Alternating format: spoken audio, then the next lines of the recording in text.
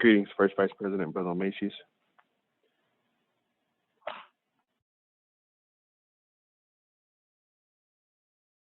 Greetings.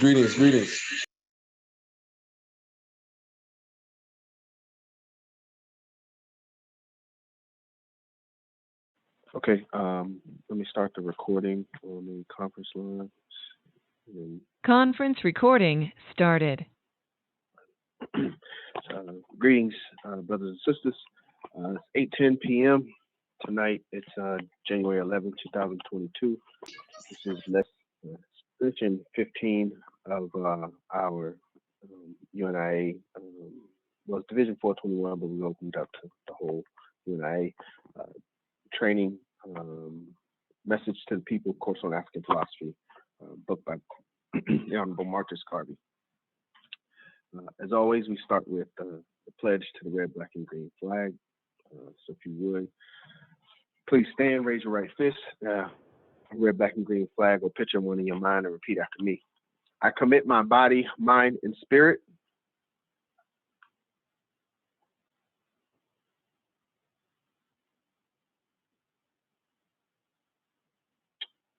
don't make me keep repeating myself.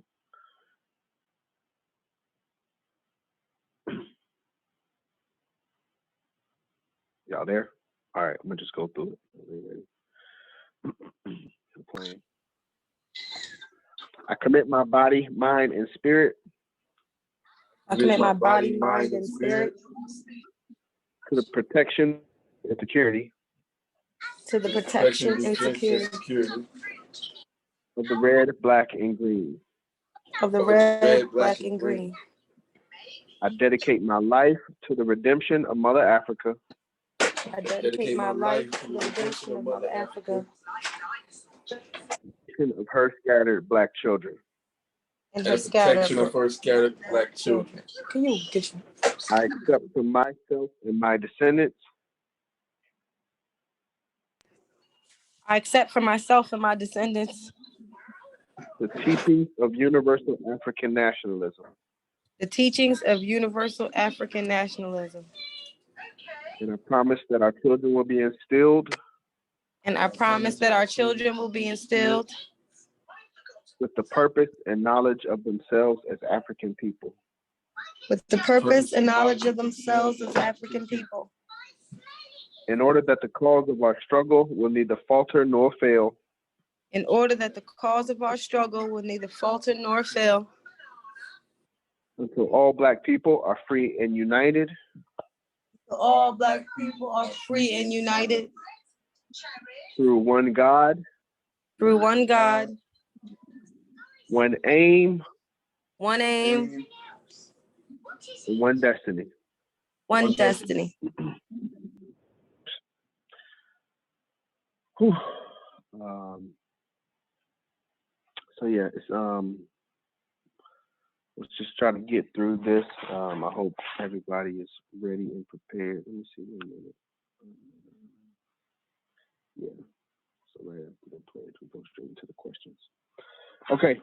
So last week we read lessons 13 and 14. Lesson 13 was titled The Universe, and lesson 14 was titled Self-Initiative. So we'll get right into the questions. Question number 1 from lesson 13. What has been the eternal puzzle that contains universal knowledge beyond the knowledge of our own world?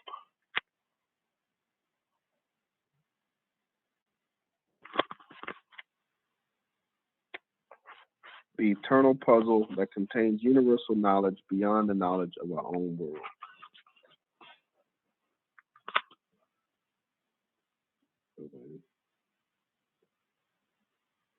Okay. It's gonna be so the answer is the riddle of the universe. The first thing that Garvey says in the lesson. He's basically implying that the more you understand about the universe, then you'll have knowledge beyond common people and beyond just this world. I'm about to give the answer to the next question. Question number 2, what does the word terrestrial mean?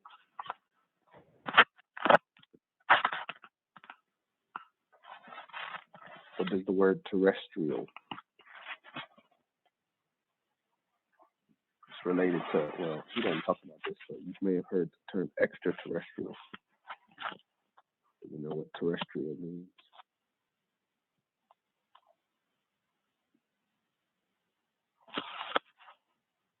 Not quiet today. I'm looking, but I don't remember.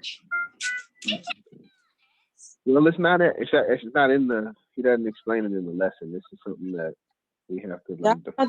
I'm looking, really looking like, wait a second. I don't. Okay, take your time. Anybody help the sister?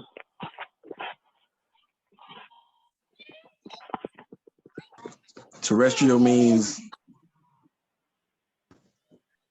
like out of this world. Actually, the opposite. Right, Terrestrial means in the world. in the world. So I knew it I had something to do believe with the actual in out. definition. Well, hold on, let me see. The actual definition is of or relating to Earth and its inhabitants. So when they say extraterrestrial, that's something that's not from this world. But terrestrial is relating to Earth. So Garvey used this word in the lesson. I wanted to make sure we all knew what that word was. It's kind of like some of the other words, physiognomy and ethnology. I just want to take a pause and make sure I stumble on some of these things. So I just want to take the opportunity to make sure we're all on the same page. Any questions?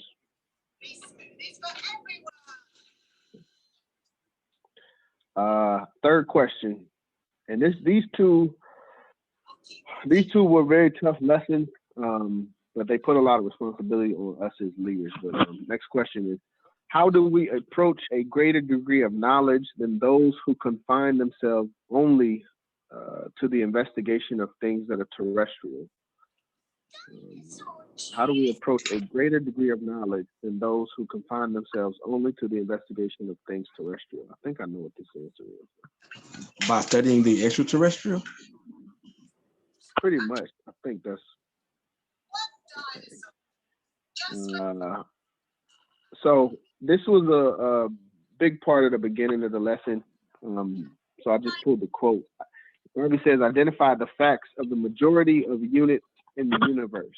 So understand as much about the universe as you can.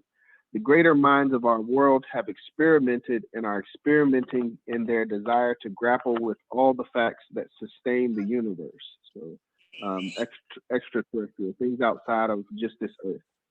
He says, never rest with your limited knowledge of the world, but seek to find other knowledge with which you may be able to lift yourself far above that which has been attained or accomplished by man. So part of this lesson is stretching our thinking, and thinking beyond just this world. I'll be right up here.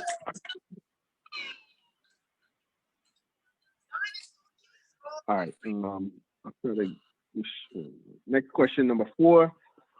What is one way that man can become, quote, a hero or an immortal?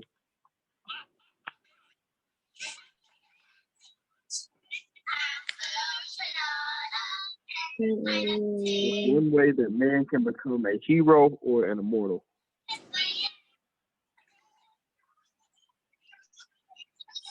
Discovering the truth. Say again?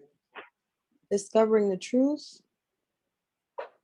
Discovering the truth or a truth? What'd you say? Well, I said the truth, but in the book it says discover the truth. If it doesn't matter who the person is, when he has discovered the truth for which mankind is in need of our searching for, he becomes a hero and immortal. Yes, that's exactly the quote. When we discover a truth for which mankind is need for or searching for. So when we solve a need for a majority of humanity, leave behind a never dying name because of the exceptional things that have been that you have been able to perceive or discover through the hidden mirror of universality. observe well and see what mankind needs most, into addition to what they have, and bring it to them. When we can understand what man needs and answer that need in that time, that's when we become immortal or a hero in Garvey's, per my understanding of these statements. Any questions, comments, or anything on that?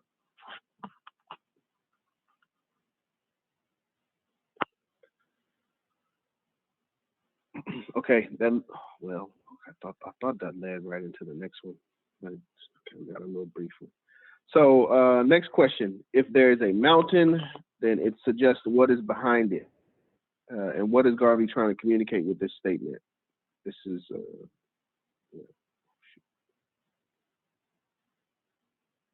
There's a the valley. question is if there's a mountain, okay, there's a valley, correct.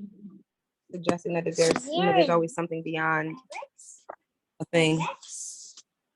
What was he trying to? What was the gist of what he was trying to communicate with that? Just Or that what's the takeaway? there may be more behind a thing, more to a thing. There's always something, there's always more or further explanation to a thing. I guess maybe that's what I got from it. No, I agree. Anybody want to add?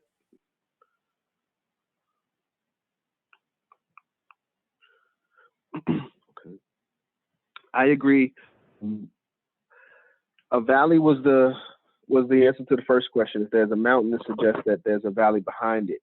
What Garvey was trying to communicate is finding the hidden cause to the visible effect. So it's like, let me see a good way of, oh man, I'm trying to, the only things I can think of. Well, oh yeah, Big Bang, that was the one. So when we studied the universe, and scientists, they say that the universe is expanding, and all of the planets are kind of spreading out, and the galaxies are spreading out, which would imply, based on what we see, that would say that the unseen, what we can't see, is what happened before, and that implies that everything came from one point. But that's what Garvey was trying to communicate with this: is you may be able to see the visible effect, but we have to also understand the hidden cause.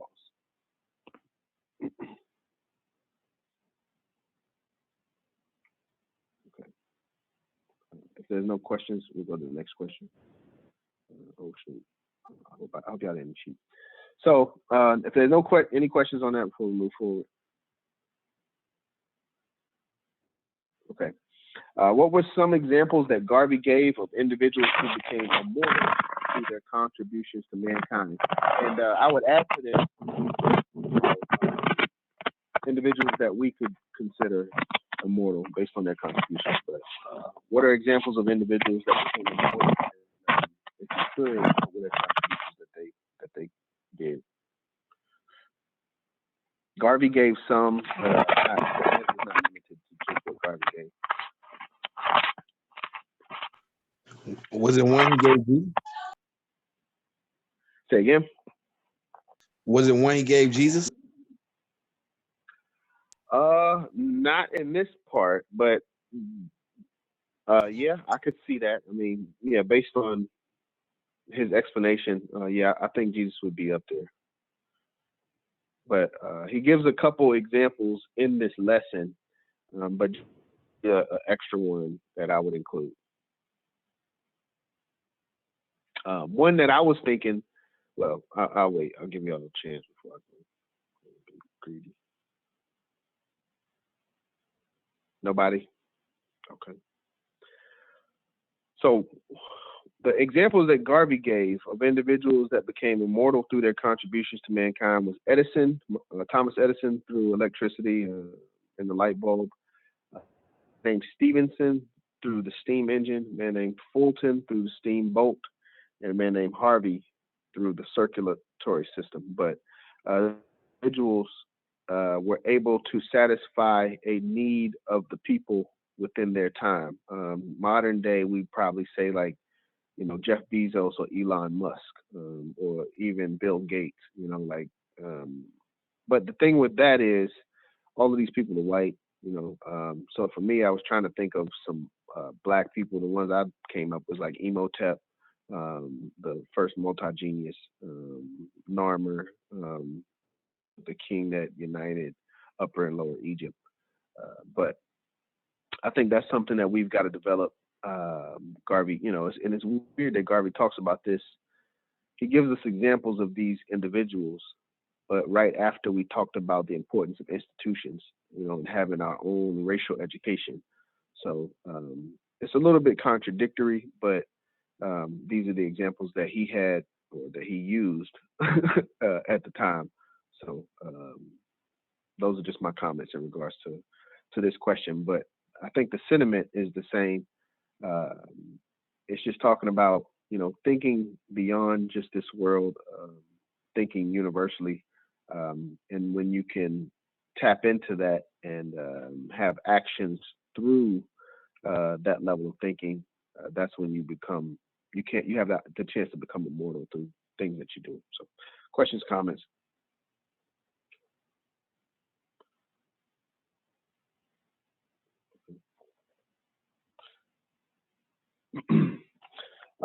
Question number 7 is, what type of people have the ability to see things by looking through the mental darkness? So this is, he's alluding to this being a part of these individuals that are able to achieve so-called immortality. Dreamer. So what type of people? Dreamers? The subconscious manipulator. Those are the words that we use. Yes. Those are the words we use. The dreamer and the subconscious manipulator. What do y'all think about those types of people, or those words or descriptions of people? Would you agree or disagree?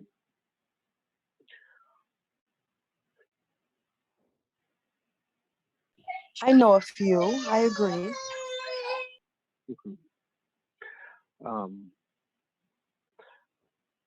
Okay. Well, when I look at this lesson, when I take a step back and look at it,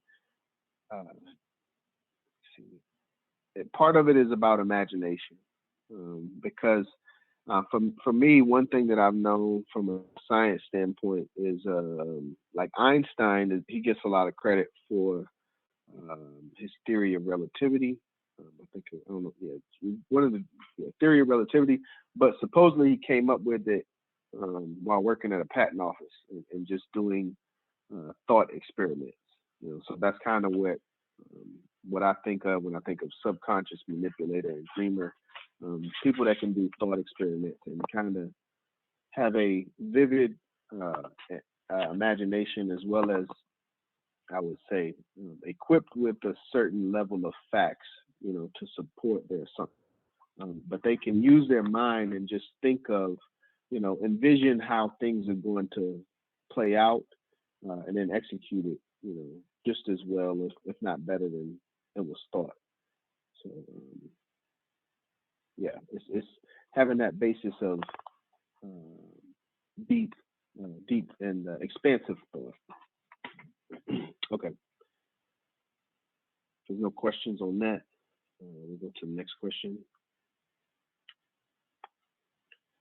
How does Garvey say that we can see as much as Christ saw when he saw God? How can we see as much as Christ saw when he saw God? What the answer is.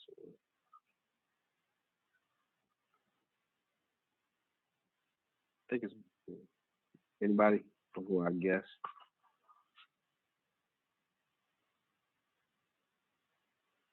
It's got to be related to knowledge of the universe, though. I'm guessing.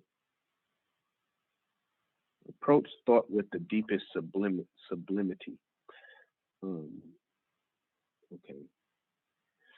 Let me pull that up on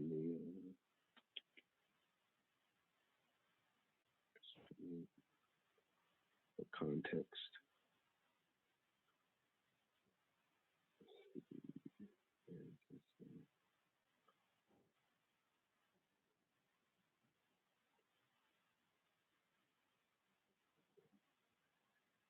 Page 111, I believe.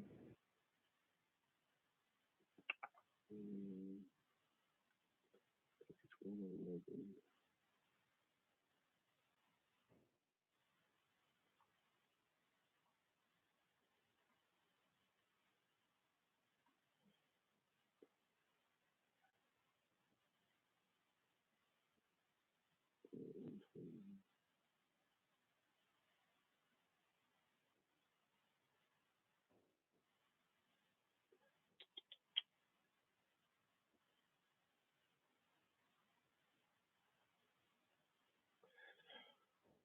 Okay.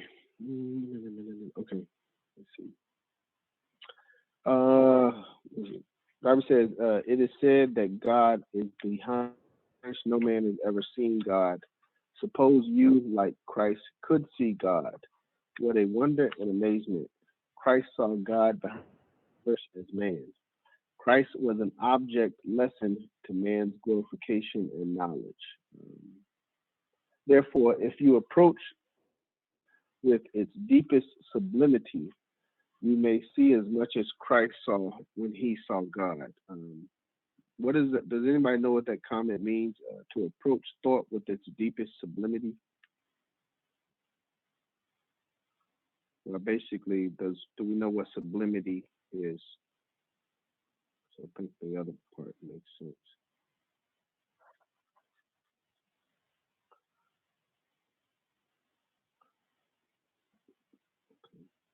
Got a plan.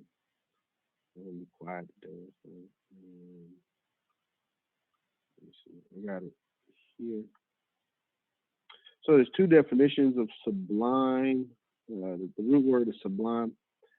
First definition is to pass directly solid from the solid to the vapor state, condensed back to solid form. So the first term is like it's a scientific term. It's like so if you imagine a block of ice, so a block of ice going from a block of ice directly to vapor, and then from vapor back to a block of ice being water. That's the first definition, but I don't think that's what Garvey's relating to. I think he's relating to the second definition, which is lofty, grand, or exalted in thought, expression, or manner of outstanding spiritual, intellectual, or moral worth, tending to inspire awe, usually because of elevated quality as of beauty, nobility, or grandeur, or transcendent excellence. But I think this is what Garvey was implying, and the word that I took from it in summary was just to think highly. So if we as highly of ourselves and of others as we possibly can, and just not on a base level, then I think that's what God was trying to say. So any questions or comments? I feel like I was talking a long time for that one. Any questions or comments on that, though? How we can see as much as Christ saw when he saw God, approach thought with its deepest sublimity. But I guess it's like imagining if you did meet God, how would you feel? All right, no questions? All right, next question. What created the universe and what will master the universe?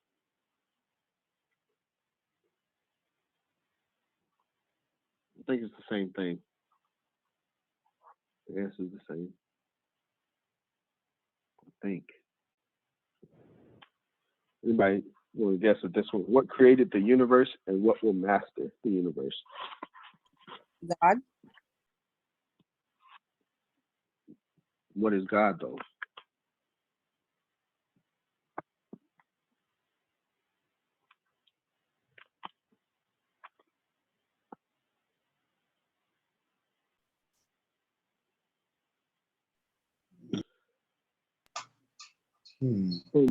Our previous lessons, but yeah, that's a tough one to argue. I can't say you're wrong. Our previous lessons, Garvey related God to intelligence, universal intelligence. But Garvey says thought. page 11, 111 as well. Let's see. I said thought. You ain't say it off mute. It is thought that created the universe. It is thought that will master the universe. Man must therefore use his thoughts to the limit, thoughts to the limit to get the best results from the universe. No thinking, no knowledge. Proper thinking may lead you suddenly into the conquest of that which heretofore was mysterious. I think that was the question. But Garvey says it's thought that created the universe, it's thought that will master the universe. But from an aspect of, I guess, what man has created in the world and in the universe, is based around thought. And our success or failures in this world is based around our thoughts and our ability to think. Questions, comments on that? I think this is Sister Riley. I think Brother Omasius is implying that he says that because that's one of his quotes. Like he says that often. Oh, yeah. You gotta speak up, brother. First Vice President. I know you know it. Thanks, Riley. Yeah, Thank you. It's thought that created the universe. It's thought that will master the universe. According to, I forgot which lesson it says. Lesson 13. Message to the people. Again, Garvey gives us the right. Oh man, I thought I was sharing them. Sorry. It is thought that created the universe. It is thought that will master the universe. Man must therefore use his thoughts to the limit to get the best result. No thinking, no knowledge. Proper thinking may lead you suddenly into the conquest for that which heretofore was mysterious. So, according to Garvey, page 111, in the lesson on universe, from his perception, we should have an understanding that thought created the universe, thought will master the universe. Not to say that we know that. Oh, we'll get to that later. Okay, I'm glad. Good answer as well, my sister. Okay. Next question. Let me see. What may lead you? Oh man, I think what may lead you suddenly into the conquest of that which heretofore was mysterious. I just read that, and I don't even remember it. Wow. This is proper thinking. So again, thought, proper thinking, thinking highly. That's a common theme in this lesson. Thinking outside of this world. What can we do to climb in excellence to the companionship of the most excellent? What can we do to climb in excellence to the companionship of the most excellent? I don't know where these questions be coming from. Think highly of yourself and create. Think highly of himself and create. Yeah, you're okay. Anybody else?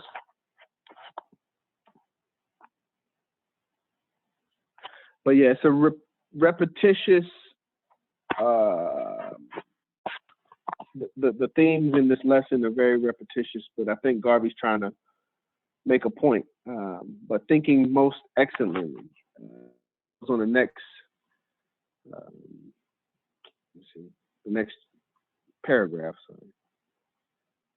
Garvey says, if man most excellently, then he climbs in that excellence to the companionship of the most excellent. But I think I don't want to read too much because it kind of gets into some of the next questions. But thinking excellently, thinking highly, the understanding, having an understanding that thought created the universe, thought will master the world. You understand what Garvey's trying to say in this lesson. Number 12, how does man in his excellence lift himself highest to God? How does man in his excellence lift himself highest to God? I gotta go to the book on this one.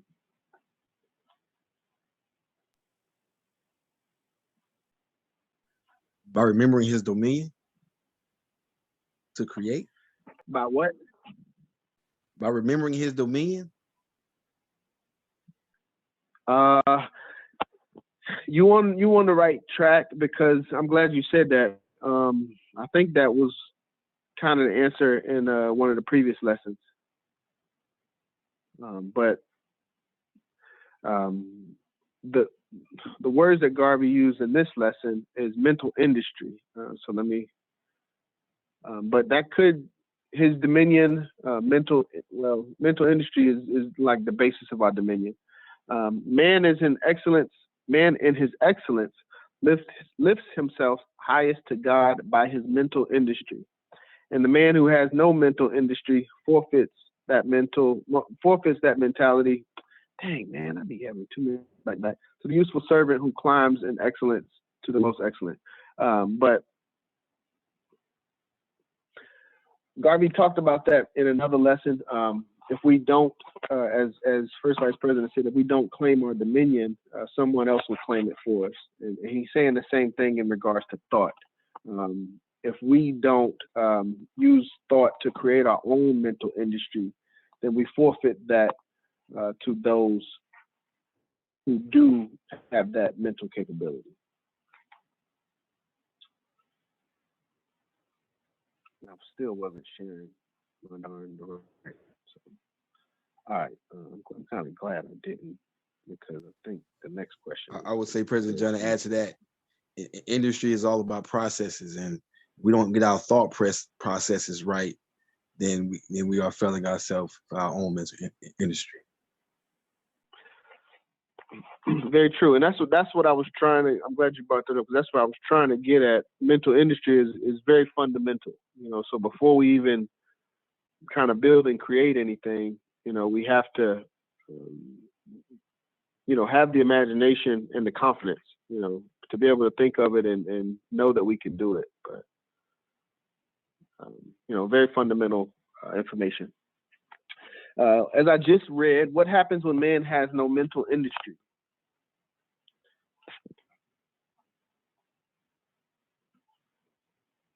What happens when man has no mental industry?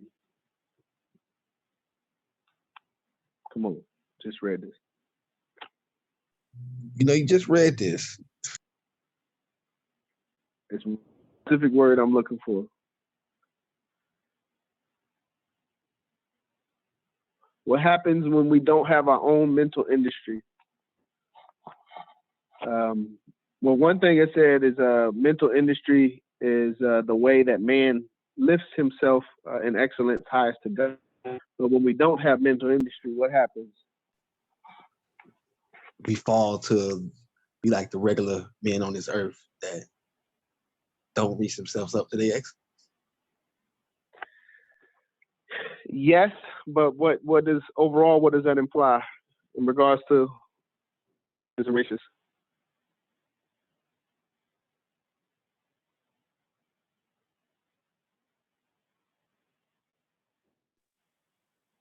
Nobody? Okay, y'all playing. I ain't got a whole lot of time. Forfeits. That's the word I was looking for. He forfeits that mentality to the useful servant who climbs in his excellence to the most excellent. So if we don't do it, if we don't utilize our mental industry, others that are utilizing theirs, and we will, forfeit our ability to create to, those that have the imagination. And that's the actual position that we're in right now when we talk about Babylon and being on the modern day plantation. We forfeited it's not just us in modern day, but our ancestors play a part, but we forfeited our mental industry and our ability to produce for ourselves and, build for ourselves. So those that, respect that ability have taken power. But, okay, any questions, comments on that? we don't have our own mental industry. We forfeit it to those that are using that mental industry. That's something that, again, that's one of those things. It was in a previous lesson. If we don't do it for ourselves, if we don't think for ourselves, somebody else will think for us. Okay. Next question. Garvey considers the universe to be bright and beautiful. So where is the darkness? That's the first question. And then the second question is, how do we lighten the darkness? If Garvey considers the universe to be bright and beautiful, where does he say that the darkness is? In lack of knowledge. You're on the right path, but you're on the right path. Lack of knowledge. Whose lack of knowledge? In yourself. In himself. In yourself. In self. Yeah, I was trying to get man, was the man or woman. They use man a lot. Please forgive me, ladies and sisters, but it's not a, a male dominant thing. It's But it does say know thyself. That's why I just kept saying self. Being able to know Garvey yourself. says, yes, Garvey says the darkness is in us as people. The universe is bright and beautiful. We're the ones that have the darkness, and in order to lighten the darkness, we want knowledge. We have to obtain knowledge to lighten our darkness. So, yes, as you were saying, Brother Macias, ignorance is a part of it, but we have to be. We got to be specific. This goes back to the lesson on man, but we have to be aware that us as humans, as men and women, there's darkness in us, and we have to work diligently and purposefully, I guess is the right word, to counteract that darkness and enlighten ourselves. Any questions, anything? What is the goal of enlightenment? I think I know this one. What is the goal of enlightenment? To shine on people. No, it's not. Well, indirectly, yeah. Yeah. So how do we do that?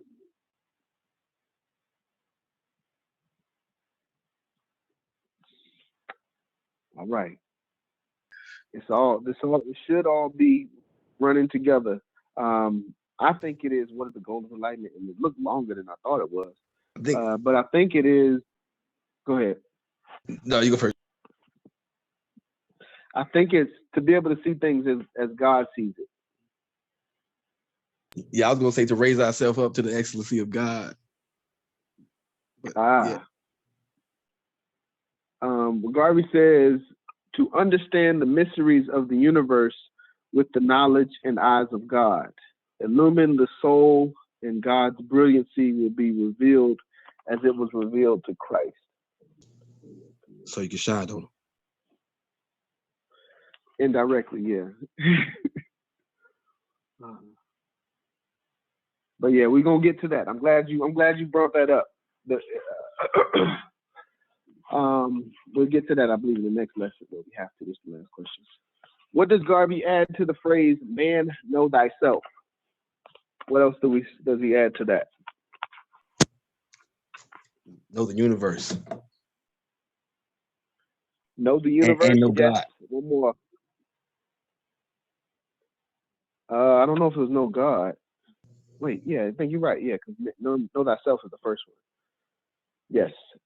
Man, know the universe, and man, know your God. So yes, in addition to man, know thyself, Garvey says, man, know your God. Questions, comments on lesson 13?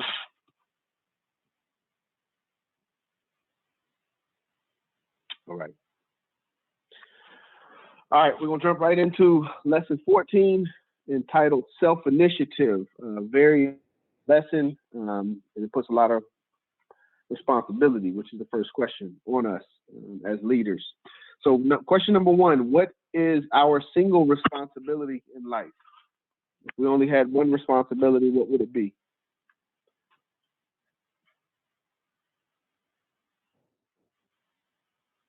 Come on, y'all. It's 8:50. Stop playing. To live in our highest excellence. You're on the right path, but it's more basic. Every man is his own responsibility. So generally, your survival, your protection, at first and foremost, your responsibility is to yourself, and nobody else is responsible for you, and you're not really responsible for anybody else on the base level.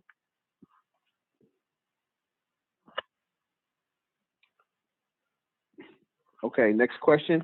What is the purpose of life and what is the duty of man? Yeah, I think this goes back to what you were saying, Brother Onesius. Purpose of life is to enjoy it. Enjoy the My duty of man. apologies. I was going To to live apologize. fully. My apologies. I was going to say govern yourself, how you govern your life. And that was for the last one. I was on mute and I was talking, and I apologize. Okay, well you were on point with it. I would agree with that. But we can't do anything for anybody else if we don't take care of ourselves. Number two, what is the purpose of life and what is the duty of man?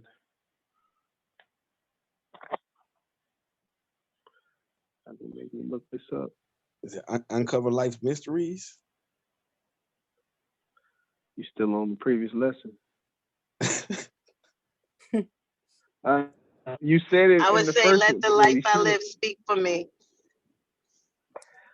Well, the exact words, it is the duty of every man to fall back on himself for what he wants.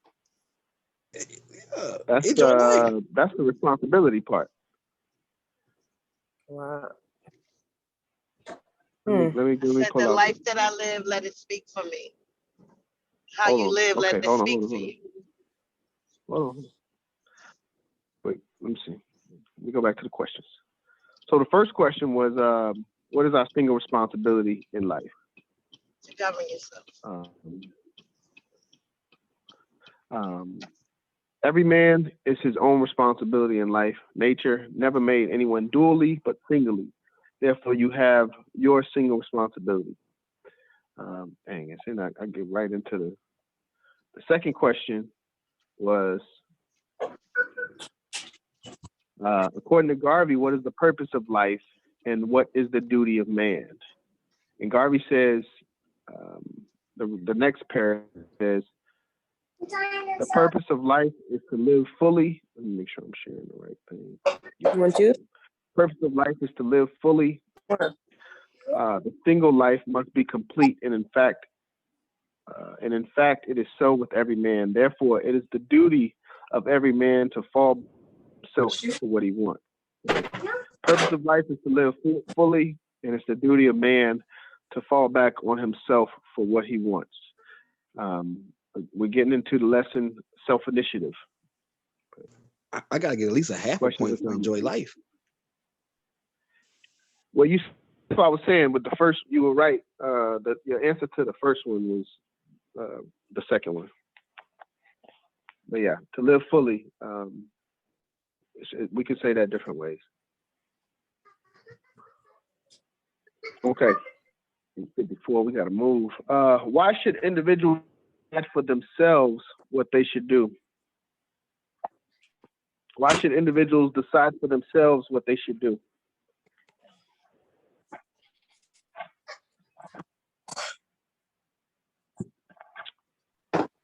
Nobody?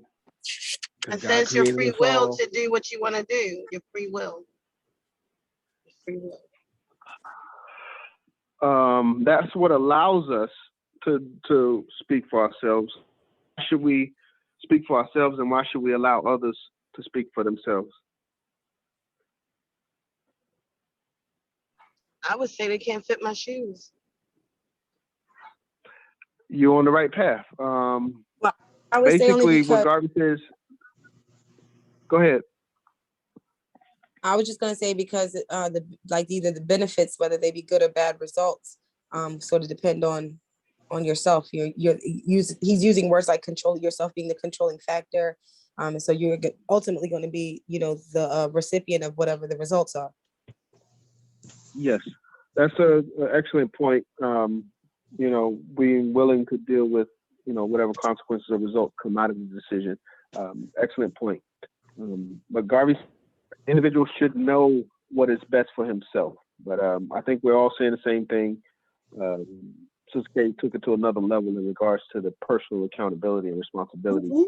But generally, we should allow others to speak for themselves, and also others should allow us to speak for ourselves, because we as individuals and they as individuals should know what is best. We should know what's best for ourselves, and in turn, they should know what's best for them. But most importantly, we should have the right to speak for ourselves because we know what's best for ourselves and our people.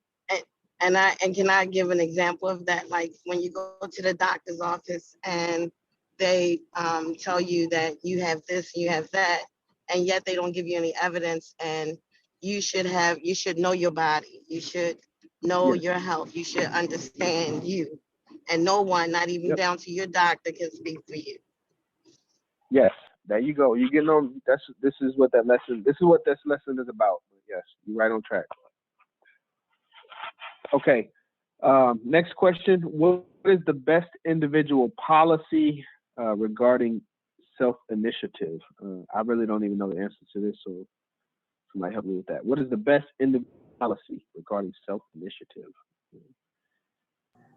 Get this one. Aim high and believe that your creator will propel you. I would say execution.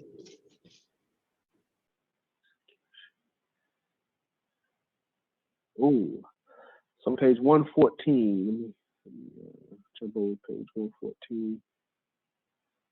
See what Garvey says on this one, because let's see, courage. Okay, so Garvey says, therefore, the best individual policy should be that the individual develop in himself or herself the courage to, and I probably should have added that in regards to best individual policy that an individual should develop within themselves. But Garvey says, the courage to do things on his or her account, always counting the cost and benefits or bad results. So yeah, being accountable for the results. But Garvey says the best policy is to have the courage to do things on our own account. And again, going back to self-initiative and us as a people, I think that's something that we have lost over time, is that courage to do for self. Any questions?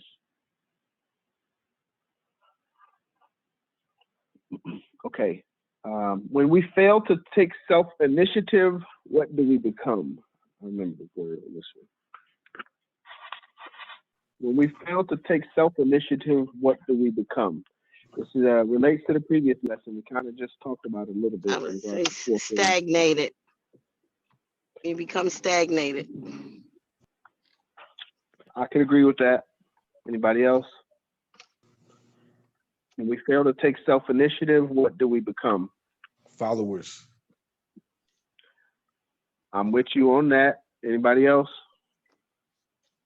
Okay, that's good. Garvey says a sucker for others, but for ourselves personally, yeah. Okay, got it. Garvey says the person who fails to be true to himself in taking the initiative to do things for himself will ultimately find out that he or she has been quote unquote a sucker for others. As Garvey said in the previous lesson, when we don't have our own mental industry, we will become the subjects of other people's mental industry. And that applies also for self-initiative. When we don't have our own self-initiative, somebody will definitely give us an agenda of things to do to keep us busy throughout the day. a sucker for others. We have to have our own plans and be functioning on our own will. What is the root of self-reliance? Ooh, I just gave y'all this. The starting point or the starting requirement. What is the base root when we think about self-reliance? Garvey gives a trail of words, but it ends in self-reliance, but it starts with something. So what is the root of self-reliance? If we work it backwards.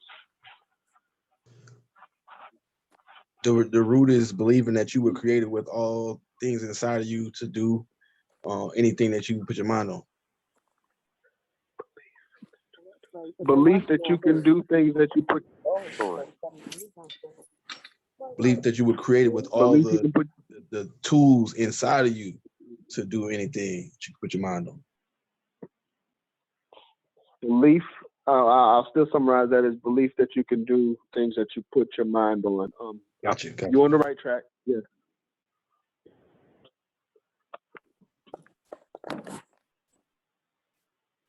Nobody else? Okay. The word that Garvey used in First Vice President, you're on the right track, but the word is strong will, so willpower. He says your will is your decision. I'll go to the book.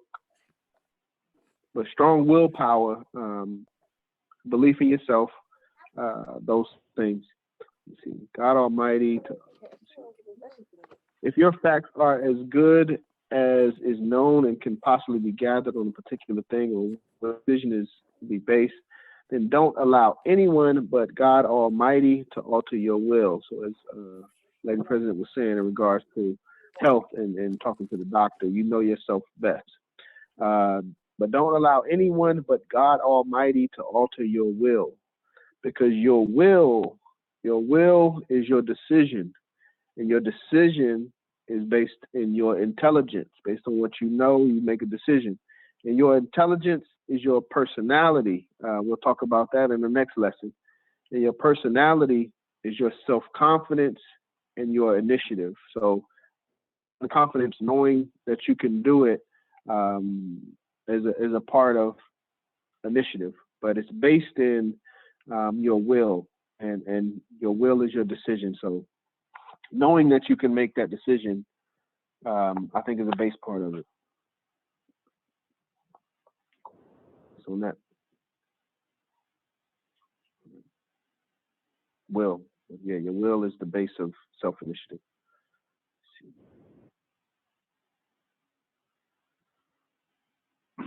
When should you call for help from others? Well, you know for a fact you ain't got the sauce. Absolutely. First Vice President, right on top. Guards always try to help yourself only when you are completely satisfied that you do not have the ability, knowledge, character, and strength, or as First Vice President said, the sauce to do for yourself should you call anyone to help you. But yeah, we must be sure that we can't do it ourselves before we call for help for anyone to help us. This lesson is self-initiative. Again, as I said, this puts a lot of responsibility on us as leaders once we go through this lesson. But if we call ourselves Garveyites, we should understand we should be doing everything within our power, within our knowledge, within our character, within ourselves, with strength ourselves before we call on help for anybody else. Any questions, comments on that? Okay, I think we're clear. Why must we only ask for help from very, very, very good friends or relatives? This goes back to lesson 1 on intelligence and securing your library and things like that. But why must we only ask for help from very, very, very good friends or relatives? Does anybody who you get help from could like hold it against you later? you're on the negative side is a positive side to it. Well, not necessarily positive for you, but Okay. financially positive. The answer is the thing that you may ask for help for may be valuable, and they may take the value for themselves, and all you get is disappointment. So basically, as I was saying, when Garvey talked about securing your books in your library, but having the things of value when you need it. And this is a different aspect to it, but you may, be asking somebody for help on a problem or a business that you're thinking about, and they end up stealing the whole idea. So that's kind of where he's going with that. That's why we make sure it's very, very, very good friends or relatives when you ask for help, because people can take it and see value in it. Okay. Self-initiative. Question number 9. Why can no man say there is no God? And how is man limited in life and death? So first question, why can no man say that there is no God?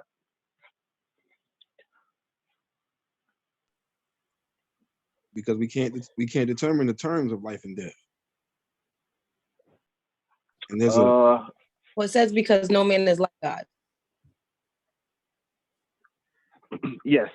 First answer, y'all are both right, but you answered the second. Brother Mason's answering the second half. Because no man is like God. As we learned in the lesson on God, Garvey compares God to intelligence, but universal intelligence, whereas man is unitary intelligence. So we will never have the intelligence of be able to understand God. Therefore, no man is like God. We'll never be like God. Let me see. Oh, this is okay. And in regards to how is man limited in life and death, as First Vice President was alluding to, we're born without our knowledge, and we die without our will or our wish. So we don't control our birth. We definitely don't control our birth. Some people can try to, control their death, but it's usually without will or wish. We don't control these things. So we have to submit to, with knowledge, you'll understand to submit that there's a higher power. There's a greater body that determines when things come to life and when things die. We clear on that? Any questions? I think it's pretty critical, but very straightforward as well. Why is this so small? Next question. I didn't do the numbers right. What 2 things should we not say about God? What 2 things should we not say about God? And I'll pull up the book on this one. This may be a debate with some of my brothers. that there is no God. And the second one, That's one of the things. What's the other one? that we are like God.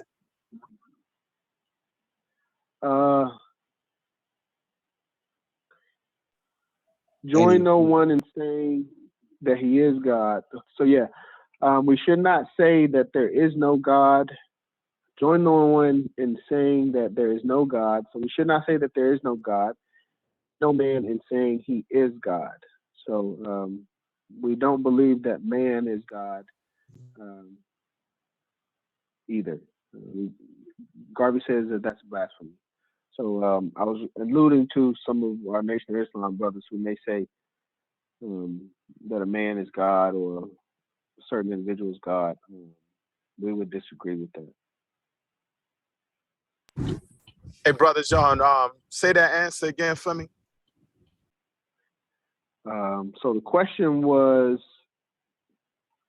what 2 things should we not say about God?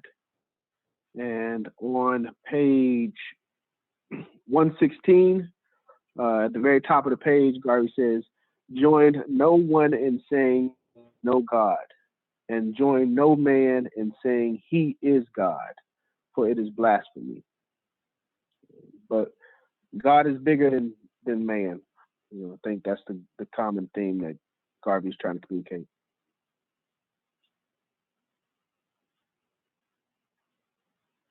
You good on that one? Okay.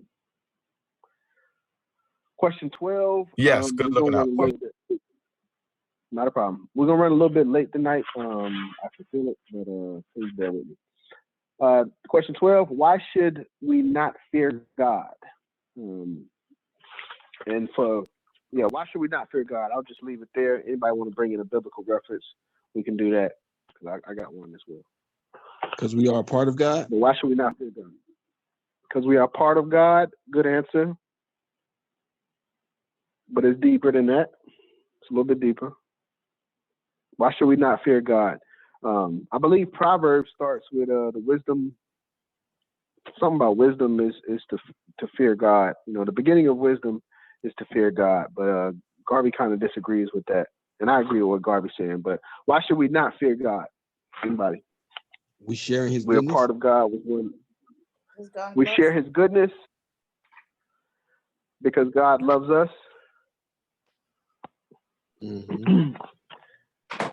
Y'all know saying the right things. But He if we brought us love, here to give us life and give us life to live to prosper us, not to harm us, but to elevate us to the next level. He gives us talents that if we don't have them, he gives us more. So I don't fear someone that wakes me up, something that wakes me up every morning that blesses me indeed. yes. And that's where it's going. It's loving God. That's why we should not fear God. Garvey says, fear God, love God. If you love God, you need not fear him. And I agree with that. For God is with you. As First Vice President said, we are part of God. Are a part of him in your goodness, verbatim. He says, you fear God only when you are conscious of being evil or wicked. And I agree with those statements. So the lesson there is we should not fear God because we love God. What do we have to fear God if we love God? That makes no sense. Questions, comments? But love God. That's important. All right, number 13. How are we able to handle man with him? This goes back to our lesson on man. How are we able to handle man without fearing him?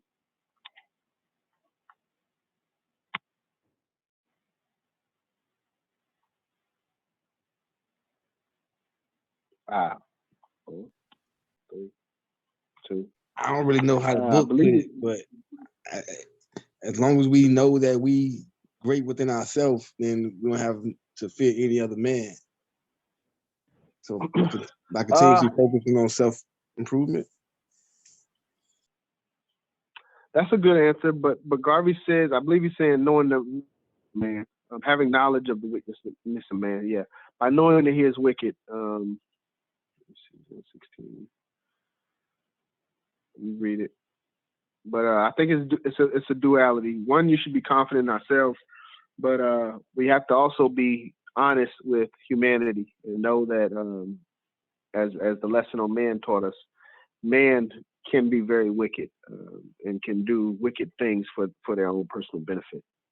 Garvey says, you love God and work with God while you are good. There is nothing in this world you should fear otherwise, for everything in this world is subject to you as man. Never fear man, never man, but understand man, so as to escape the wrath of man and master man. Man is vicious, man is wicked. You must know that he is.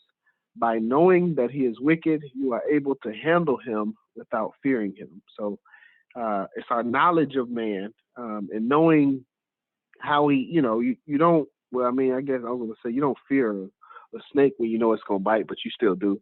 But, you just know what to expect from these individuals. And you don't, put your guard down. You don't fear them. Questions, comments? When you know what to expect, you know how to prepare for it. Yes, and therefore you shouldn't be afraid because you prepared. Next question: how do we allow other men? How do you allow other men to master you in a meeting? And this ain't no, no funny stuff, but how do we allow another man to master you when you meet another individual?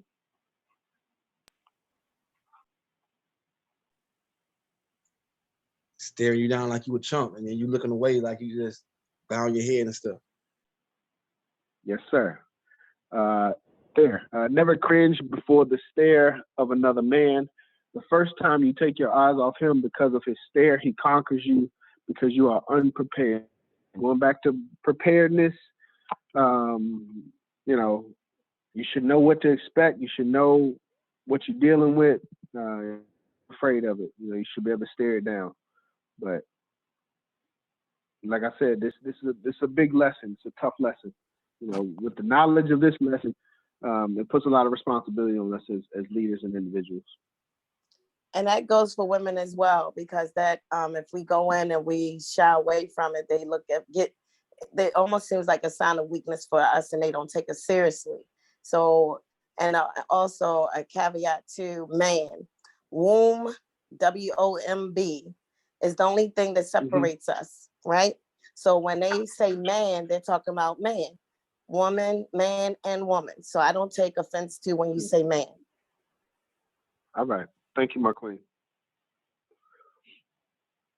Any other questions, comments?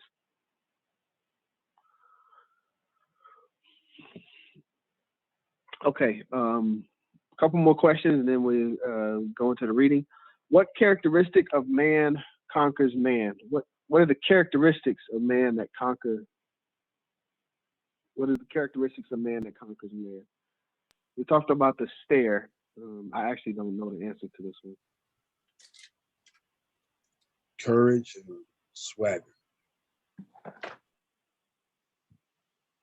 Okay. Goes back to know thyself. Self-confidence. Oh my gosh, why did I keep doing that? So,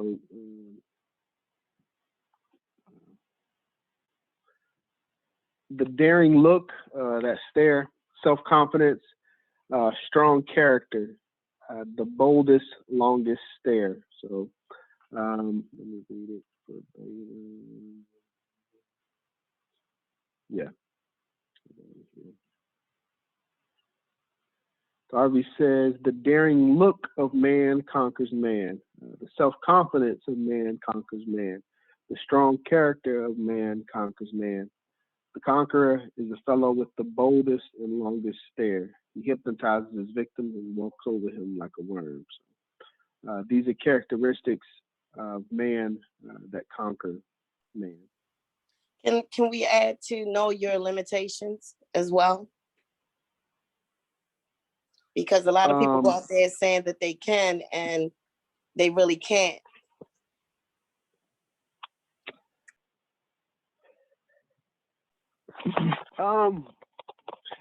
That's a tough one. I mean, yes, I was saying I when agree you with say you. know that, right? When you say know thyself, know what you can do. Like, if I know I'm not good at finances, I'm not going to go out there and say that I'm good at it. Oh, well, yes. So just, because a lot of people portray something that they're not. And when, like even a resume, when an interview, you're saying these things, but when you're ready to execute, you don't deliver. Absolutely. I actually had to go back and look at some of our previous lessons as I was going through these two. But what you're referring to, I believe Garvey talks about in either lesson 1 or 2. But he says, like, don't speak on things that you don't have knowledge of. So don't put yourself in a situation that you're not prepared for. That's a fundamental. Our confidence should be genuine, and it should be based in intelligence. And these previous lessons of developing a strong will behind careful thought. But we've thought about it so much, we've discussed it so much that it really can't be any other way. So we're confident in our position. I think that's what he's talking about, having that ability and level of self-awareness. But yeah, I agree with what you're saying. We should not be trying to portray something that we're not. Next question: when is God pleased with man? When is God pleased with man? When man believes in himself fully. Man believes in himself fully. Anyone else?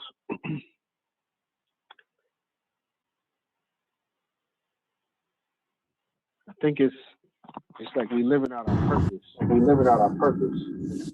I thought it was something about purpose in his kingdom or something like that. Yes, Brother Mason, you mentioned dominion earlier. Yeah, I can myself. When Garvey says, when man lifts himself to his true position in his kingdom of earth and heaven. So, this is a little bit of a recurring theme, but God didn't intend for us to be inferior. God didn't intend for us to be slaves, and it's disrespect to our Creator for us to maintain these positions when we know that we're better than that. So when we lift ourselves to our true position in the kingdom of heaven, in the kingdom of earth and heaven, that pleases God. We're on the same page. Yeah, God didn't make us to be anybody else's slaves.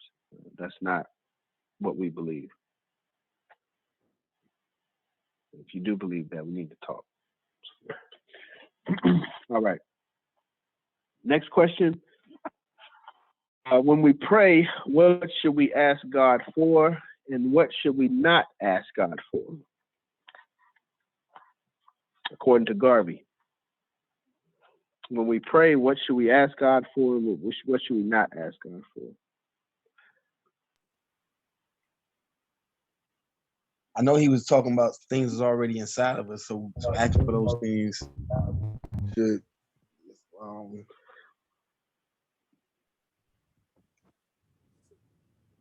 I thought it was something. Man, I know this one too. Damn, it was like, don't ask for like material thing. Oh, I'm close.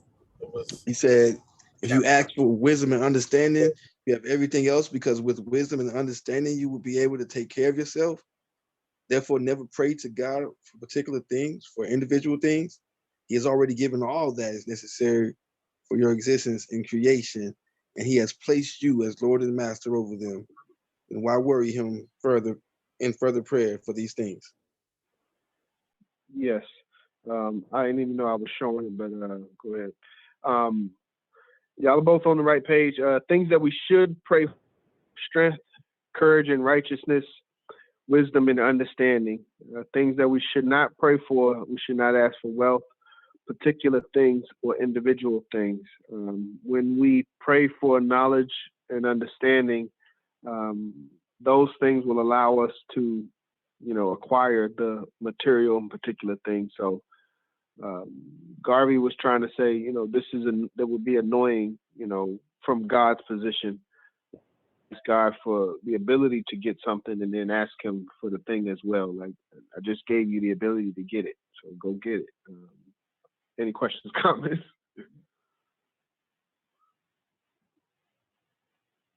Okay. A couple more questions. Let's see. I think we can go to two questions. What should we seek first so that all life will unfurl itself to us through God? What should we seek first so that all life will unfurl itself to us through God? Wisdom and understanding? I believe you're right. Wisdom and understanding, correct. Yes. But yeah, if we have that, what else do we really need? Other than health. I think we might be missing health. But maybe with wisdom and understanding, we should be able to maintain health. I don't know, but those, I would just add health. Any questions, comments on that? Okay. Last thing, what are the receptacles for understanding and wisdom? Earthly vessels that would house understanding and wisdom. The mind. The mind, what else?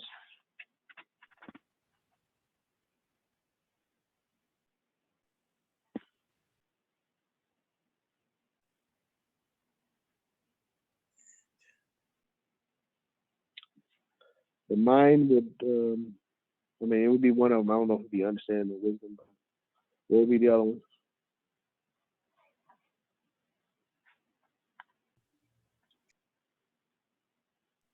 Soul? Yes. Mind and soul and or heart. Man, I'm over here fighting myself. I mean, that's good. That's the way it's supposed to be. Like, I want, when we, and I'll give you all a heads up. So that's the last question for tonight. We'll do a quick reading. It's probably gonna take about 20 minutes. We're gonna have an exam at the end of the course, and we'll do a graduation at High Executive Council in Philadelphia. It'll be I still got to put it together, but the exam is going to be it's going to be 2 tests that are exactly the same, and I want them differently. One, I want you to do without any reference material, because I want to know what you know, and I want you to know, what you know in your heart and in your mind. And then the second one, you can use all the reference materials that Can you it be in need. our? Can it be in our own Say again? words? Can it be in our own words? Yeah. Okay. Yes. All right. Because that's my concern. That, I mean, I understand what you're saying, but for my understanding, how I perceive it, and I just want to make sure I'm not, I don't want to be disrespectful and not answering the questions like you want me to. Oh, no. Yeah, it's based it won't on my be, understanding. Yeah. Like, I want y'all to relax. It's going to be, I expect it to be difficult, but the grading won't be critical. It won't be like verbatim, you didn't get exactly what Garvey said, it's wrong. There'll be a level of interpretation and as well as some type of scale, depending on, the performance of the class. But don't worry about it too much. Are the essay as long questions? as you, maybe it's probably gonna be a mix. I haven't come up with the whole thing yet. It's nice if you do true or false. But it's kind of nice. Nah. There ain't gonna be no nah. There ain't gonna be no you can guess and just listen. No. Okay. It ain't gonna be no multiple choice. I was trying to help out a little bit. I was just trying to help out. That's it. It'll be fill in the blank or give me your explanation. But yes. Oh my God. Okay. Look forward to that, and look forward to that, and I look forward to coming to High Executive Council in Philadelphia in April. Brother, all right, Brother John, I just want to let you know that all the members on the call are probably opposed to the standardized testing. I mean, my sister. Thank you, my sister. Listen, the very first question is probably going to be, what did the first students have to do to graduate the first 2 courses? Do y'all remember? Handwrite the book. As well as what? Do the evaluation. They had to do take an evaluation and didn't write the all 22 lessons. Perfect attendance. Exactly. So if our ancestors had to go through an evaluation to graduate, that should be the bare minimum requirement. I'm not asking. I would like our local division 421 to write out the book by hand, but we can't. I mean, we're not enforcing that requirement. But if our ancestors wrote it out, in a month and did a written exam, we should at least be able to do a written exam. Oh my God. Oh my God. I mean, we have to understand, like, this is not a novel, this is so Can we there get is a a fact level of sheet? A cheat sheet? uh, Please, sir. I'm A thinking study about that. guide? I'm thinking about that. Yes, Thank there will you. be some I need a there will study be guide. some I'm help. not gonna lie. I'm gonna need a study guide, something I'm serious. I'm not gonna tell a story. I'm living in my truth, so I'm gonna need some help. I might need some mentoring a little bit. Do you have the book? What you gave me. Well, I've been doing it So all you for have what you. No, sir. do you have you No, got the sir. digital book? Yes, sir. Yes, I got that. But it's not in my face. I got to go to it. So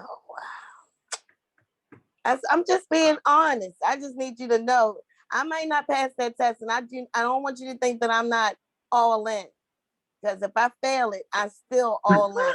I'm just telling the truth. Listen. I'm not. Well, I know my words are magic, so I'm gonna speak. I'm a pass. I'm gonna speak it into existence. But just in case, because I know my limitations. Okay, so I'm just putting it out there. I appreciate that. Thank you, sir. I appreciate your kindness. A couple things. Another question: did everyone that took the course, did they pass the course? The course that Garvey taught, did everyone pass?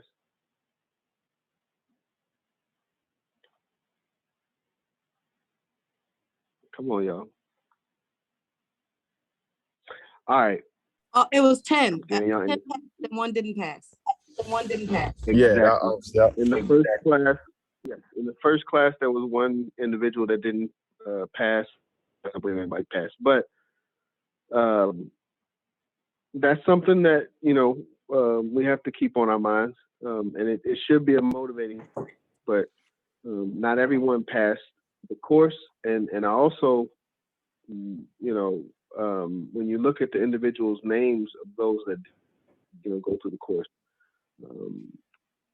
does anybody notice any names that are missing?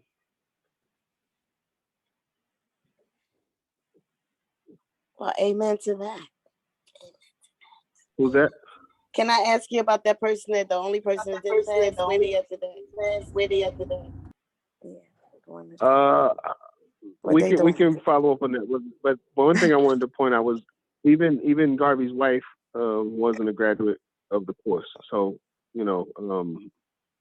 it should be a motivating factor. But those that have been here, you should be okay. You should be all right. You shouldn't worry about that. But there may be one or two that are asked to retake the course.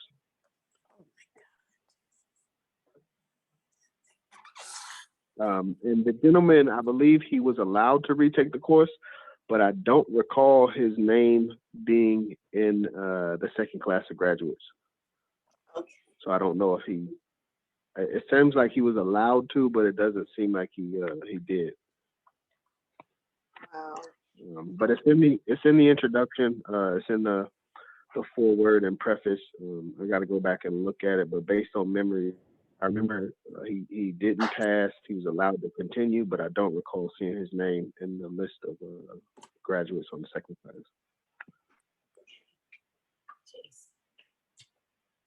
All right, it's 9:34. Brother Macias, are you with us? First Yeah, I'm here. Would you like to read lesson 15? Let me see how long this is. Pages. Oh my goodness. Take notes, y'all. Yeah, go ahead if you would. We're gonna finish this lesson.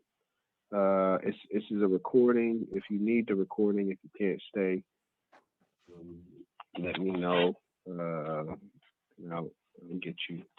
This this information, but I know we're only supposed to be on to 9:35, but the questions went long, and I want to stay on schedule as far as the sessions and the lessons. So, if Brother Mason, if you could, please.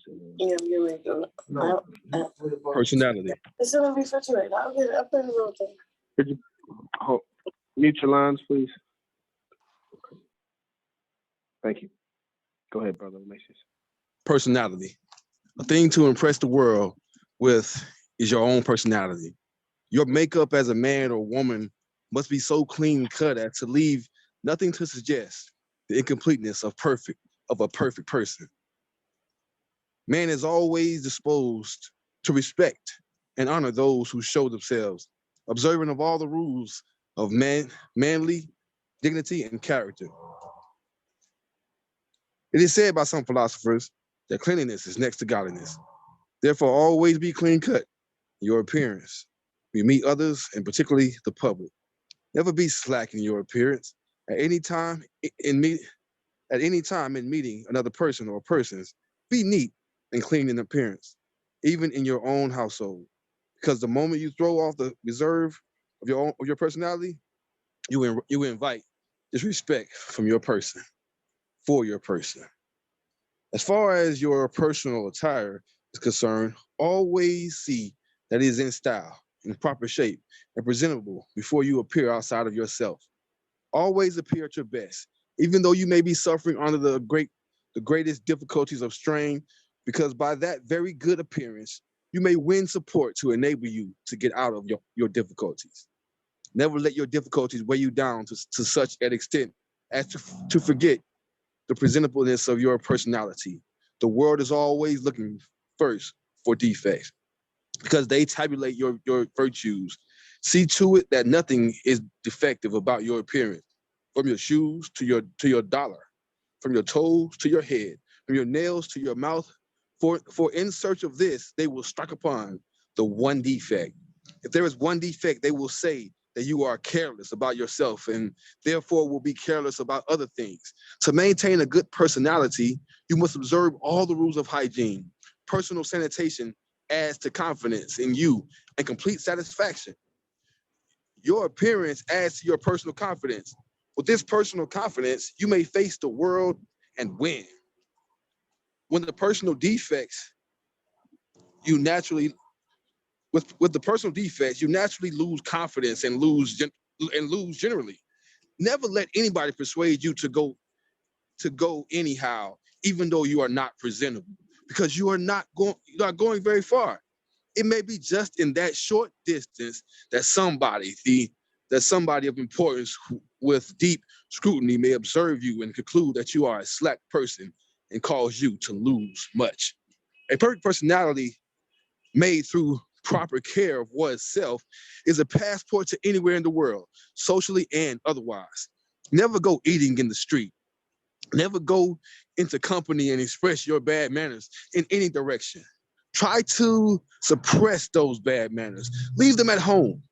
Eating and talking are bad manners in public, which are excusable and proper at the dining table. No matter how hungry you are, don't take your meals while walking, and never eat as an individual at a public meeting before the audience. You will lose their respect immediately for not having regular meal hours, having your meals in an improper place with social regulations, with social regulations have established. A public platform is not a restaurant nor a dining room. Don't eat or even chew gum in people's faces. It is always an ugly sight and shows gross disrespect for company. You may chew your gum in your home, but not on a public platform, nor at a public meeting. The man with a good appearance walks down the street with pride, courage, self-confidence, and self-respect. The man with a dirty shirt or dirty underwear and poorly kept clothes is self-consciously afraid of himself and is therefore afraid of company. Hence, he is without confidence in himself. A dirty person on the street is bound to be affected by the heat. The heat betrays his dirt to the passerby, and everybody looks around to see who it is. And as you are spotted, you become marked and the odor you throw off as a result of the heat may become your social undoing in the community. So always be clean in appearance and in body. It costs very little because even with one suit, you may keep it so clean as to always be presentable to the public.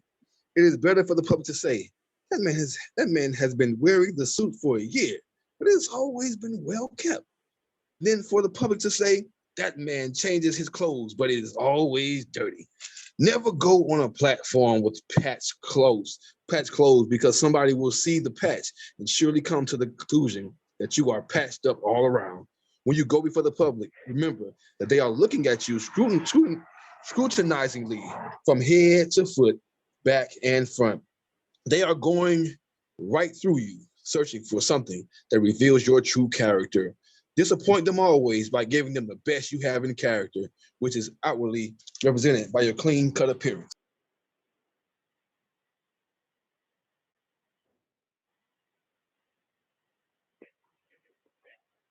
You all right, Brother Macy's? Yep, I looked at man, he was a beggar. His shoes were broken in many places and very dirty. His clothes were ragged and torn in many places. His collar was swarthy, black, and revealed dirt everywhere. His fingernails were black and dirty. His teeth were unkept. His breath was foul. His shirt was black with dirt. He asked me for help. I gave him a penny and walked away because I thought it was enough, because he could not appreciate the use of more. I saw another beggar whose clothes were poor but clean. His pants revealed poverty, but they were also clean. I gave him a sovereign because I thought he would appreciate the use of it. There is a moral. People will judge you by your appearance, whether you are rich or poor, and they will deal with you accordingly. Never make it a custom to carry distress on your face or in your eyes. Never carry yourself as to suggest despondency and overburdening sorrow. People will learn to shun you. Keep smiling. Keep being pleasant all the time, even if you are dying. It is better to be a pleasant corpse than a hideous, ugly looking one. Show distress only when you may win help from those you approach, but be sure that you have struck a right estimate of your sympathizer. To show sorrow to those not interested is to drive them away from you. Never show it to those who are not interested. When you are keeping an appointment, always appear your best to justify a particular mission. For instance, if you are going to do big business, appear in a way to suggest that you can maintain and live up to big business. If you are going to seek a job by an appointment, modify your dress so as not to outdress your prospective employer. If you are going begging for yourself, don't go flashily dressed or overdressed, but dress in keeping with the kind of impression you would like to make upon your benefactor. This is purely a question of judgment. If you are going begging for a cause like the UNIA, you must not go as a revealed personal beggar. You would cause the person to say to himself, why should I give him money for a cause when he looks like someone who begs for himself and cannot be trusted with such philanthropic responsibility for others? Never go asking help for a cause, caring not how lofty it is, looking hungry, distressed, and brokenhearted yourself. Nobody will believe your story. You're likely to be jailed until you can prove your sincerity. Win a good reputation in your community by being up to date in your personality. Let your individuality stand out clearly. Every man has an individuality. He is known by that individuality. The background of the individuality should be his clean cut personality. Don't be lazy in whatever you have to do, because that laziness will grow on you and people will observe you and mark you as being lazy. If the news circulates, it will undo you. If you find a thing to do as a job or occupation, do it well and show interest in it until you have decided to do something else. But while you are doing it, do it to the best of your ability and put your personality and individuality behind it, because somebody observing or coming after you will say, this thing was well done by Jones, or badly done by Jones. Your reputation is at stake. If you can choose your employment or occupation, then choose only that employment or occupation that will give you complete satisfaction in its practice, so that you may put your whole heart and soul in it and achieve the greatest good or the greatest result. To carelessly choose your occupation or employment and find afterwards that it does not suit your nature is a waste of time. If you dislike your employment or occupation, you will not concentrate on it and give the best result to your own benefit, because you will always be thinking of something else while mechanically doing what you are occupied with. Hence, to be your true self, always be sure to properly select the right occupation before you go into it. Never be frivolous in the public eye or in the eye of company, because they will mark you down as a frivolous or irresponsible person. Always try to maintain the dignity of seriousness, or at least a poise that will suggest that you are a person of dignified reserve. To go giggling, prancing, and jumping about like a child stamps you as a clown. A man must be a man, a woman must be a woman, while a child must be a child. You are a child once, a man once, and a corpse once. In the 3 stages, you must behave according to nature. Prance and giggle as a child, be serious and dignified as a man, and rest peacefully as a corpse. If you happen to make a mistake to getting employment or a position that is not suited to your nature and disposition, while working at it, do the best you can to maintain your reputation. Exercise your effort to find the occupation or employment you are best suited for, and see that you do not make a second mistake, but find your right place in life. If you go on making mistakes of that kind, your life will end as a complete failure, because you will never be able to master anything, because your whole soul and heart was never in anything. Before you can impress others and get them to follow you or imitate you or accept your suggestions of anything higher in life, you must show evidence of success in it. No man who is not successful can teach others how to succeed. It is impertinence for a man who has not succeeded through his personality to suggest to other people how they can succeed. Therefore, make yourself a success, and other people will follow your advice because they see success in you. Never go among people better than yourself, telling them how to succeed, but use your illustrations of success among others who have not succeeded. And that illustration must be your own personality and individuality. To maintain a good personality and robust individuality, be sure to keep your body in proper physical condition. There is no better way to do this than at least once a week to take some kind of effective purgative. It will clean your system and give you clear vision and healthy thought with a responsive body, free of pain and ailments. Doing this regularly may lengthen your life from 10 to 20 years, because it keeps you in a state of health to resist the germs of disease. If you follow these practices, you may never have to see a doctor except on major physical matters. Never try to make an important speech with a clogged system. The poison of your system will get upon your mind and keep you so hazy in thought as to not reveal the mentality of your true self. When a person claims to feel bad and goes to a doctor, except it is an ailment resulting from a major cause, he is always prescribed a purgative.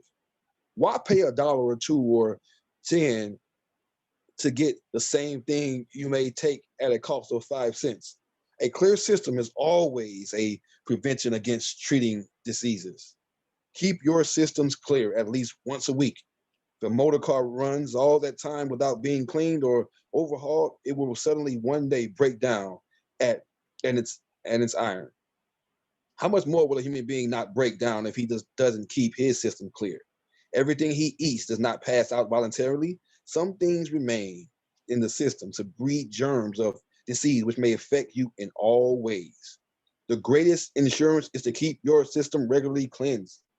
A heavy stomach or disordered stomach affects the whole nervous system.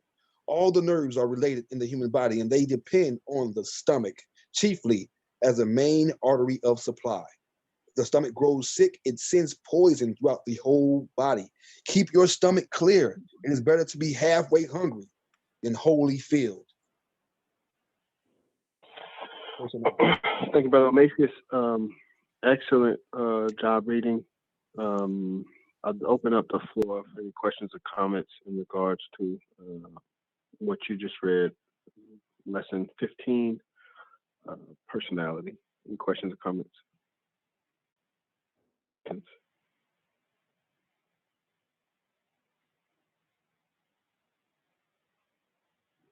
Okay.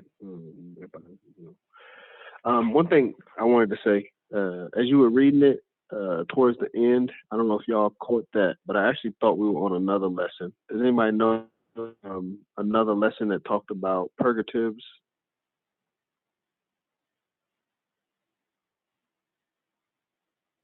Y'all remember?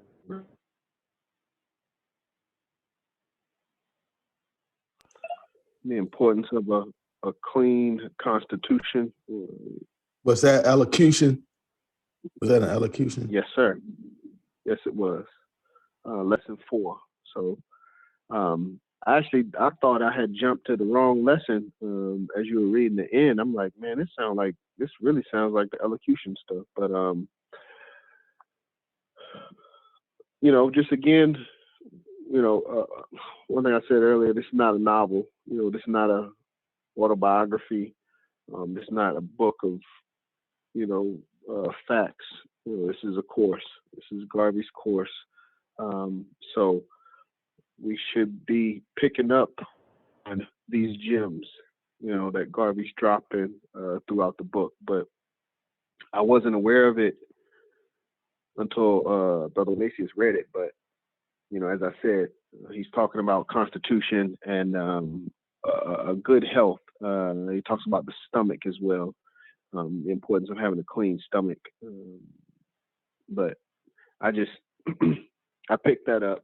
And of course, the first half, he's talking about a clean appearance. And it's interesting because I feel like we talked about that, I think on the lesson on leadership or something.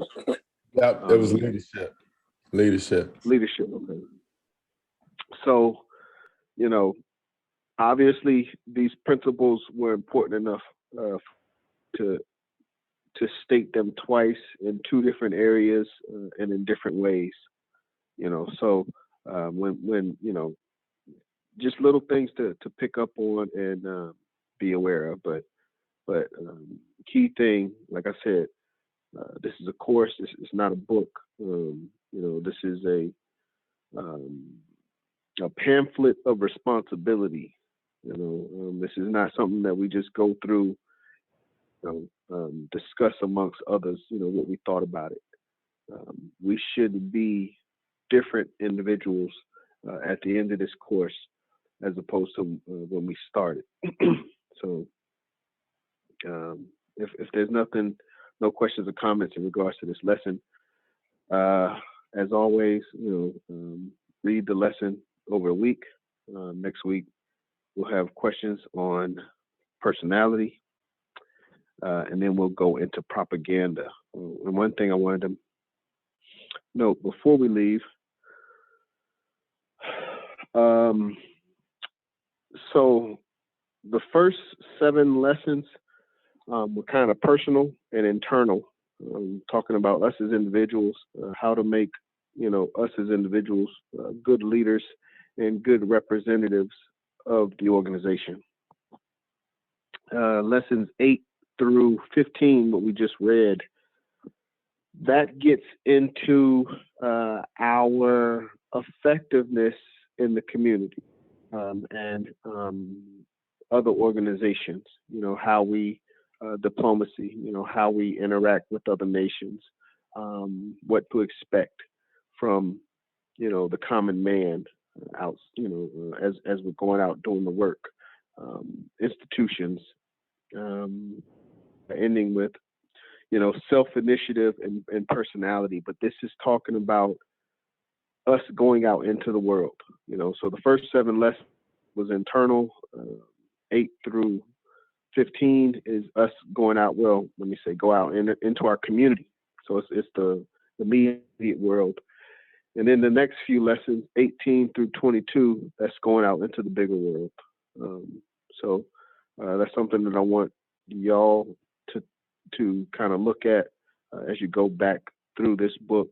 But that's something that I picked up on, the breakdown of how the different lessons, what they were generally focusing on and what they were trying to communicate. So that's my take. First 7 was about us. Second 8 or 7 or 8 was about our immediate community and how to improve, our community and environments. And then the final lessons, starting with propaganda, now we're going out into the world, and the larger community. So y'all get some rest. 9:55. Thank you everybody for staying on. We were 20 minutes over tonight. Everybody stayed on, so I really appreciate that. We'll close out.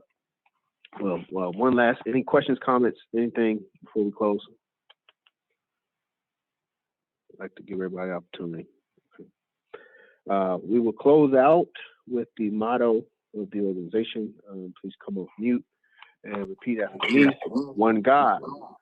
One God. One God, One aim. one aim, One destiny. one destiny. Africa for the Africans. Africa for the Africans. Those at home and those abroad. Those at home and those abroad. Thanks, First Family. Get some rest. First. Race God first. we'll get back to you next week. All right. Y'all be safe. Y'all too.